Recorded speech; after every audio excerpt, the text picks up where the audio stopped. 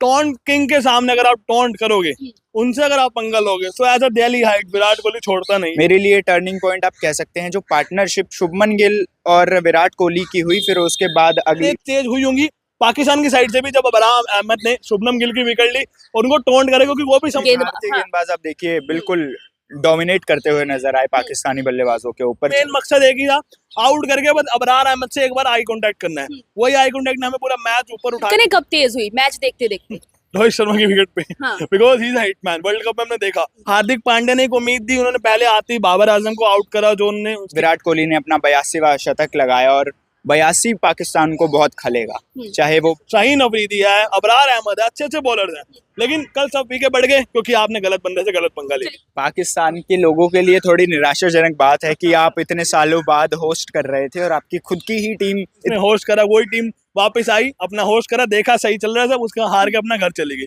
तो शोएब अख्तर हो गए, शाहिद अफरीदी, उसके बाद पाकिस्तान में कोई ऐसा गेंदबाज आया जो पूरा मैच ही जिता दे? नहीं, गेंदबाज सारे पाकिस्तान के बैटिंग करने आए, हमारे आते ही रोहित शर्मा जी गए, वहां पर फिर उम्मीद गई यार अब मैच गया। शुभमन गिल का विकेट।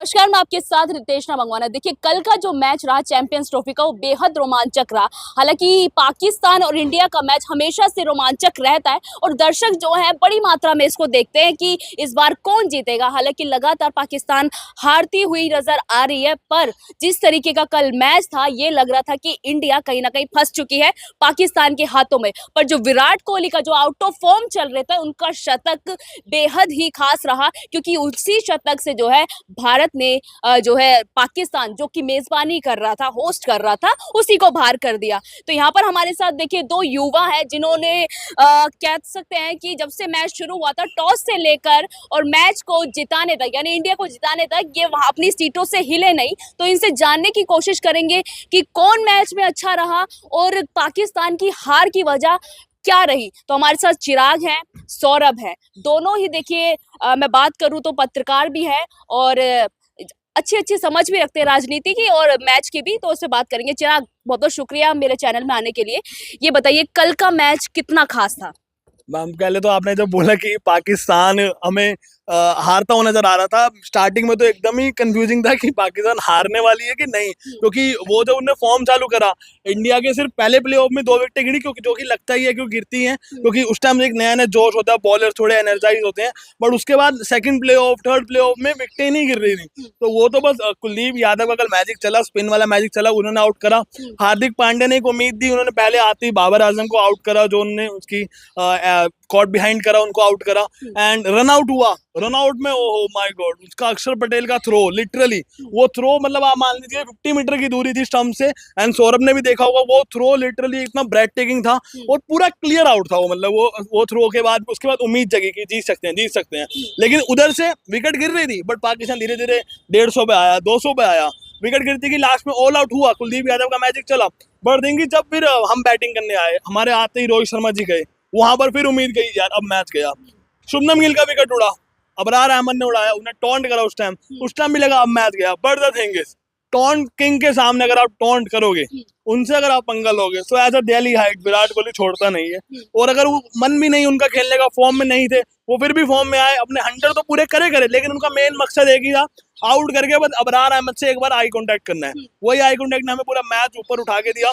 पाकिस्तान का सबसे बढ़िया बॉलर जिसे कहा जाता है अफरीदी, वो कल 74 या समथिंग 84, मैं अगर करेक्ट ना हुआ तो 74 समथिंग 84 रन बना उसको पड़े, 2 विकेट उसने लिया।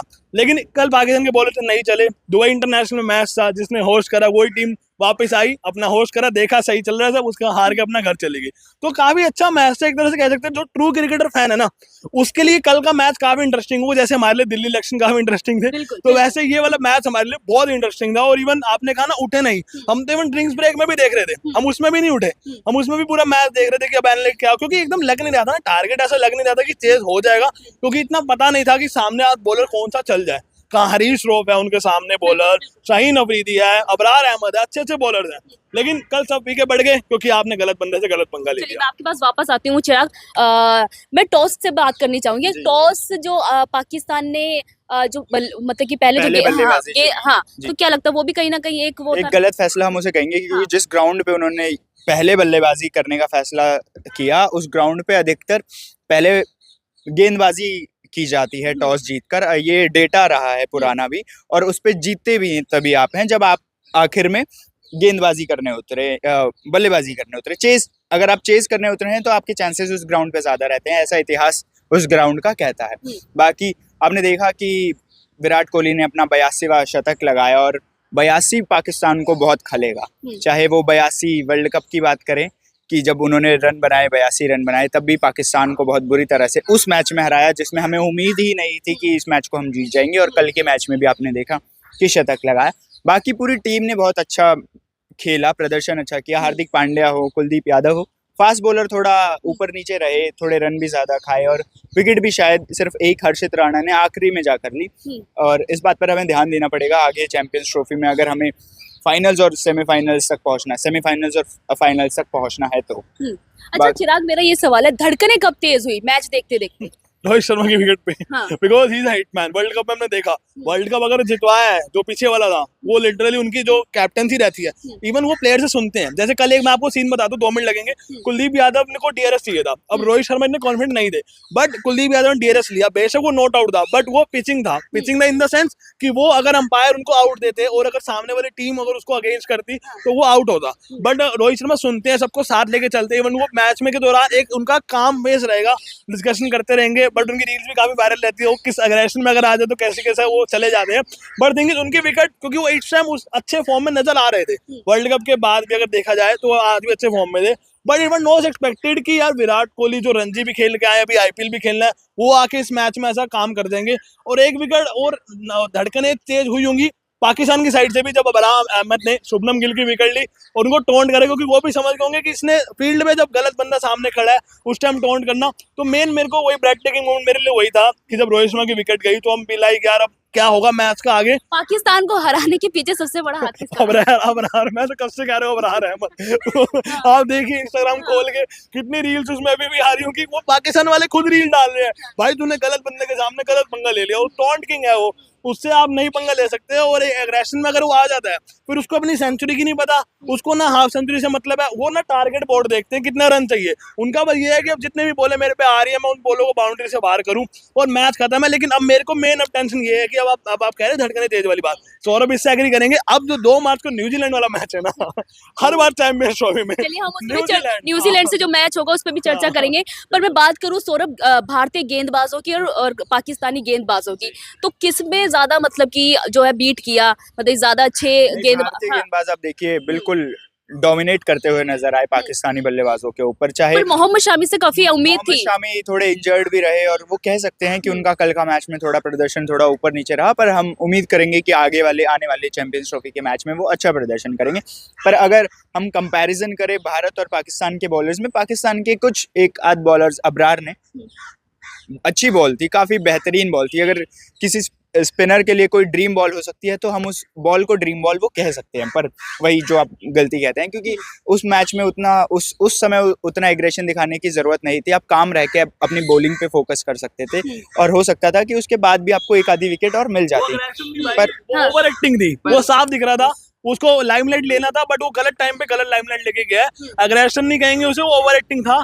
और वो विकेट भी एक तरह से माना जाए ना, तो आपने कहा वो बॉल ऐसी थी, शुभमन गिल हर बार ऐसी ही कुछ ना, अगर आप देखो पुराना डाटा शुभमन गिल वाला भी, वो अगर स्पेसर पे इतना आउट नहीं होते, लेकिन वो स्पिनर्स पे अगर ऐसी कुछ बॉलें तो फंसने वाली आते हैं ना अचानक से, सरप्राइज बॉल जिसे हम कहते हैं, जो उनसे भी डल गई और उस टाइम वो आ गई, तो ये था। लेकिन अगर स्पेल की बात करो स्पिनर की, तो वो कुलदीप यादव का स्पेल अगर आप कहेंगे वो बेस्ट था। वो कोई तुक्का वाला स्पेल नहीं था, वो कोई ऐसा नहीं था कि पूरा स्ट्रेटेजाइज किया हो। उनको पता है उनको इस बॉल पे विकेट मिलेगी और पूरा कॉन्फिडेंस से बॉल डाल रहे हो। और जिनसे उम्मीद थी, जैसे आपने कहा मोहम्मद शमी, वो चल नहीं पाए, लेकिन ये अक्षर पटेल भी आया है हैट्रिक बॉल पे। स्पिनर्स का जादू चल रहा है। बट अब वो मैं वही कह रहा हूँ, 2 मार्च पे एक बार आप सौरभ से भी एक बार इसका ले सजेशन कि 2 मार्च को न्यूजीलैंड के सामने हर बार भारत के साथ क्या होता है चैंपियंस ट्रॉफी में। मेरे को एक बात, मैं पुरानी बात करना चाहूंगी, शोएब अख्तर हो गए, शाहिद अफरीदी, उसके बाद पाकिस्तान में कोई ऐसा गेंदबाज आया जो पूरा मैच ही जिता दे? नहीं, गेंदबाज सारे पाकिस्तान के बेहतर गेंदबाज रहे हैं। हमने पाकिस्तान को इसलिए ही पहचाना है, उनको पाकिस्तान टीम को पहचान ही इस वजह से मिली है कि फास्ट बॉलिंग और उनके जो गेंदबाज हैं जो एग्रेशन के साथ जो बॉलिंग करते हैं वो हमेशा से शोएब हम अख्तर देखते कह रहे हैं कि अब दूसरे लोगों को चांस, हाँ बिल्कुल मिलना चाहिए। अब आपको चांसेस देने चाहिए। अगर कोई आपका खिलाड़ी नहीं चल रहा है तो आपको उसी के साथ स्टिक रहकर नहीं चलना चाहिए। मैं सेम भारत के लिए भी यही बात कहना चाहूँगा। यहाँ के सिलेक्टर्स को ये बहुत ज़्यादा ध्यान रखना पड़ेगा कि अगर आपको बड़े बड़े मैचेस जीतने हैं, बड़े बड़े टूर्नामेंट जीतने हैं, तो आपको यंग खिलाड़ियों को मौका देना ही पड़ेगा। अगर आपके पुराने खिलाड़ी प्रदर्शन नहीं कर रहे हैं तो आप उनको बिठाइए, बेंच पे बिठाइए। अच्छा, एक कुछ छोटा सा सवाल है मेरा, बिल्कुल। फिर खत्म करते हैं। जी। टर्निंग पॉइंट सौरभ आपके लिए कहाँ से रहा? मेरे लिए टर्निंग पॉइंट आप कह सकते हैं जो पार्टनरशिप शुभमन गिल और विराट कोहली की हुई, फिर उसके बाद अगली पार्टनरशिप श्रेयस अय्यर का नाम हम नहीं ले रहे हैं बिल्कुल भी। श्रेयस अय्यर ने बहुत बेहतर प्रदर्शन किया। स्टार्टिंग में वो थोड़ा धीरे चल रहे थे, उन्होंने एक पार्टनरशिप को बिल्ड किया। जब वो 10 गेंदों में अभी 10 रन 20-22 बॉलों में बना रहे थे, फिर उसके बाद उन्होंने, हमने देखा एक ओवर में 2-3 बड़े हिट लगाए और सामने वाली टीम पे थोड़ा प्रेशर आया। उस वजह से उन्होंने अपना अर्धशतक भी पूरा किया और बेहतर खेले। चाहे श्रेयस अय्यर हो और शुभमन गिल भी बढ़िया खेले। पिछले मैच में शतक था, इस बार भी वो 44 रन शायद उन्होंने बनाए। अच्छा, क्या कहना चाहेंगे पाकिस्तान को आगे के मैचों के लिए? आगे के मैच तो है ही नहीं उनके। जो अगले अगले चैंपियंस, मैचेस के लिए पाकिस्तान को यही है कि पहले तो टॉस अगर देखे तो टॉस, जैसे सौरभ ने बोला, बहुत सही बात बोली। पर मुझे सौरभ, मैं उस बात पे आपको थोड़ा सा इसलिए मैं कट करना चाहूंगा कि ऐसा नहीं है कि सिर्फ वो बॉलिंग के लिए सही था। अगर इंडिया हुआ पहले बैटिंग या बॉलिंग लेता ना तो इंडिया अच्छा वहां पे काम कर जाता। और अगर इंडिया बैटिंग पहले करता तो मेरे को लग रहा है वो 250-300 तक जाता। बट पाकिस्तान के लिए यही है भाई, बेस्ट ऑफ लक। आप क्या कहना चाहेंगे? सही सेम सवाल है मेरा। पाकिस्तान के लोगों के लिए थोड़ी निराशाजनक बात है कि आप इतने सालों बाद होस्ट कर रहे थे और आपकी खुद की ही टीम इतनी जल्दी बाहर हो जाए। अब मान लीजिए किसी ने फाइनल्स और उसकी टिकट सिर्फ पाकिस्तान के लिए ही बुक करवा के रखी हो, तो काफी रो रहे थे, फैंस का काफी नुकसान भी हुआ होगा। अब उन्हें हो सकता है कि भारत का मैच देखना पड़े या किसी और टीम का मैच देखना पड़े, तो वो एक बड़ी दुविधाजनक बात है। अब उसके लिए हमें दुखी होना चाहिए, पर हमारी टीम जीत गई, हमारा देश जीत गया, उसके लिए भी हमें खुशी है। देखिए, मैं अगर बताऊं तो मेरा एक्सपीरियंस है, अगर मैं मैच देखती हूं तो मुझे लगता है कि पाकिस्तान को कहीं ना कहीं आगे तक जाना चाहिए था। और जब फाइनल होता तो पाकिस्तान वर्सेस इंडिया का होना चाहिए तो काफी रोमांचक होता। पर पाकिस्तान जो खुद मेजबानी कर रही थी इस पूरे चैंपियंस ट्रॉफी की, वो पहले ही बाहर हो चुकी है। आपको क्या लगता है, आपकी क्या राय है कल के मैच के बारे में? हमें कॉमेंट करके जरूर बताइए। मैं आपके साथ रितेश मंगवाना।